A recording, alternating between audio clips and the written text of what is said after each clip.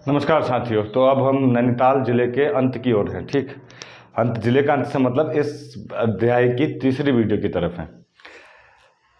इसको हम 2 वीडियो में कंप्लीट कर सकते थे, मगर पता नहीं ऐसा क्या हुआ कि अन्य जिले पढ़ाते समय पर हमें उस गर्मी का एहसास नहीं हुआ जो नैनीताल को पढ़ाते समय पर हुआ। जबकि नैनीताल अपने शीतलता के लिए प्रसिद्ध है, गर्मियों के मौसम के लिए जन्नत है। लोग गर्मियों के मौसम में वहाँ पर जाते हैं। ये इत्तेफाक है। चलिए, इत्तेफाक पर हम ध्यान नहीं देते। हमारा काम है आपको समझाना। हो सकता है क्योंकि हम शाम के 6:30 बजे हैं, अभी भी प्रकोप कंटिन्यू। फिलहाल आप देखिए, प्रमुख संस्थान हम आपको बता देते हैं नैनीताल के जो छूट गए थे। उसके बाद हम अगले जिले की तरफ प्रस्थान करेंगे।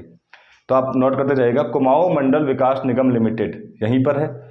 कुमाऊं मंडल विकास निगम लिमिटेड 1976 में इसकी स्थापना हुई। नोट करिए, कुमाऊं मंडल विकास निगम 1976। शायद आपको कॉर्नर से दिख नहीं रहा होगा, तो मैं आपको बता रहा हूँ, आप नोट करते जाइए।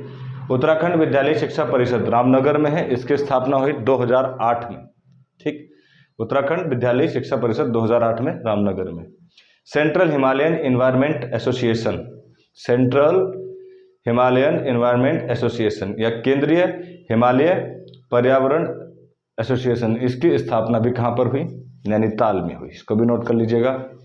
राष्ट्रीय शीत जल मत्स्य अनुसंधान केंद्र भीमताल में है। मछलियाँ यहाँ पर बड़ी प्रसिद्ध हैं। भीमताल की चर्चा में इससे पूर्व में कर चुके हैं। बड़ी सारी किस्म की मछलियाँ यहाँ मिल जाएंगी, ज़रूर जाइए एक बार घूमने। तो राष्ट्रीय शीत जल मत्स्य अनुसंधान केंद्र कहाँ पर स्थापित है? भीमताल में है। इसके अतिरिक्त राष्ट्रीय पशु चिकित्सक अनुसंधान केंद्र मुक्तेश्वर में है। कहाँ पर है मुक्तेश्वर? ये देखिए क्या है यहाँ पर, राष्ट्रीय पशु चिकित्सक अनुसंधान केंद्र। ये परीक्षा के लिए जरूर याद रख लीजिए। पशु चिकित्सक अनुसंधान केंद्र कहाँ पर है? तो वो है मुक्तेश्वर में। कमेंट बॉक्स में ज़रा मेरे सवाल का जवाब दीजिए। वीडियो में ज़्यादा कुछ है नहीं, तो मेरा सवाल का जवाब भी दे दीजिए। कुमाऊं कम्युनिस्ट स्टडी का गठन कब हुआ? पिछली वीडियो देखी होगी तो उत्तर मिलेगा। कमेंट बॉक्स में जवाब दीजिएगा ज़रूर। तो आर्यभट्ट प्रेक्षण विज्ञान शोध संस्थान, ये कहाँ पर है? एरीज, नैनीताल के पास में है। आप हल्द्वानी से जब नैनीताल जाएंगे, रास्ते में लिखा हुआ आएगा एक जगह पर, आर्यभट्ट प्रेक्षण विज्ञान शोध संस्थान। ये कब बना? 1955।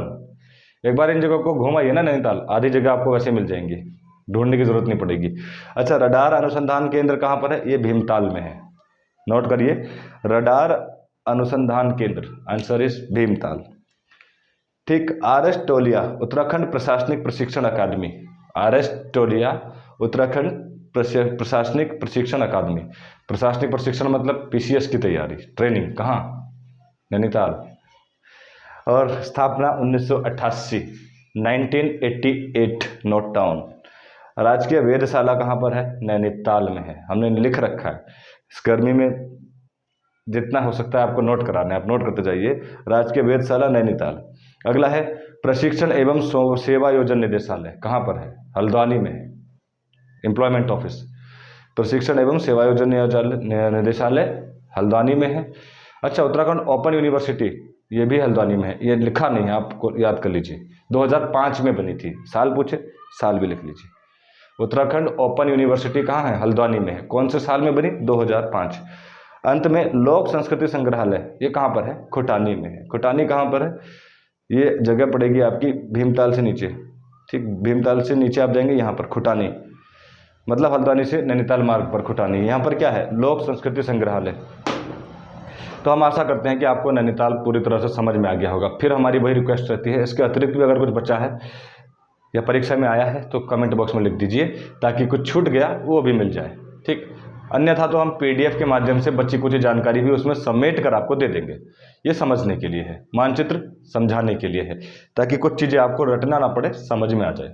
और मानचित्र के माध्यम से दिशा भी समझ में आ जाए, ताकि सवाल कितना भी घुमाएं, इधर से घुमाएं उधर से घुमाएं, आप ना घूमें, सवाल बनाने वाला घूमे। इस वजह से हमने मानचित्र का सहारा लिया है। हम फिर कहते हैं, वरना तो किताबों में भी लिखा है। फिर हमारे पढ़ाने का फ़ायदा क्या होगा? हमारे पढ़ाने का फ़ायदा और मकसद मानचित्र के माध्यम से आपको चीज़ें रटाना नहीं, समझाना है। तो ये भी आप समझने की कोशिश करिए। इसके पश्चात हम कुमाऊं के अगले ज़िले की तरफ जाएंगे, क्योंकि हमारे जिला दर्शन की सीरीज़ लगभग अपने अंतिम पड़ाव पर है। बहुत जल्द हम उत्तराखंड की मिट्टी, जलवायु, जंगल की बात करेंगे, अलग से वीडियो बनाएंगे। पहले जिलों को कंप्लीट कर लेते हैं, उसके बाद पूर्ण रूप से चर्चा करी जाएगी उत्तराखंड के संपूर्ण क्षेत्र पर। जो चीज़ें छूट गई हैं, आप सोच रहे होंगे कि ज़िले में तो ये भी था वो भी था, वो वहाँ कवर करेंगे। संपूर्ण उत्तराखंड के भूगोल की हम चर्चा करेंगे डिटेल में। ये जगह हैं तो ये बतानी पड़ती हैं, समझाने के लिए कुछ है नहीं। हम चाहते हैं भूगोल में ऐसी सामग्री भी उपलब्ध हो जो समझाने के काम आए, वो शीघ्र आने वाली है। तो आप तैयार रहिएगा, लगातार देखते रहिएगा, क्योंकि इससे ज़्यादा उत्साह अभी आपको वास्तविक भूगोल पढ़ने में आएगा। ये तो सिर्फ स्थान बता रहे हैं जिसको आपको याद करना है। मज़ा तो तब आएगा जब चीज़ें समझाने वाली आएंगी, जो एक कॉन्सेप्ट से दूसरा कॉन्सेप्ट जुड़ेगा। और आप 5 मिनट की क्लास देखेंगे तो 25 मिनट तक बैठेंगे, क्योंकि आपको मज़ा आएगा। और मैं चाहता हूँ कि उस मज़े को आप एंजॉय करें। मैं खुद इंतज़ार कर रहा हूँ कि जिला दर्शन समाप्त होते ही असली भूगोल पर हम पहुँचे। पर तब तक आप सहयोग दीजिए। इन जगहों का अगर जिक्र हुआ तो आप भटकिएगा मत, क्योंकि इसलिए समझा रहे हैं। पहले इनको डिटेल में पढ़ लीजिए, याद कर लीजिए, नोट कर लीजिए, क्योंकि इनसे परीक्षा में बड़े सवाल आते हैं। इसीलिए मैं ऐसी आशा करता हूँ आप सब समझ रहे होंगे। मैं अब इस गर्मी से निजात पाता हूँ और अगले ज़िले की तैयारी करता हूँ। लेकिन अब शाम को नहीं, सुबह। शाम को गर्मी जाती नहीं और सुबह थोड़ी राहत रहती है। पढ़ा होगा आपने, सबसे ज़्यादा गर्मी दिन के किस समय पर रहती है? दोपहर के 2 बजे, किसी भी मौसम में। याद भी कर लीजिए, परीक्षा में पूछा जा सकता है। सबसे ज़्यादा उष्णता कब रहती है? 2 बजे। और सबसे कम रात सुबह के 2 बजे, 3 बजे नहीं, सुबह के 5 बजे सबसे कम तापमान दर्ज किया जाता है, चाहे मौसम गर्मी का हो या सर्दी का हो। सुबह के 5 बजे सबसे ठंडा और दोपहर के 2 बजे सबसे गर्म। ये भी आप अपनी जानकारी के लिए नोट कर लीजिए। और मैं इस पसीने के लिए नोट कर रहा हूँ। अपने अनुभव को मैं प्रैक्टिकली अब कक्षा पर लागू करूँगा। अब भविष्य में इस time bye bye, morning time. Thank you. Okay.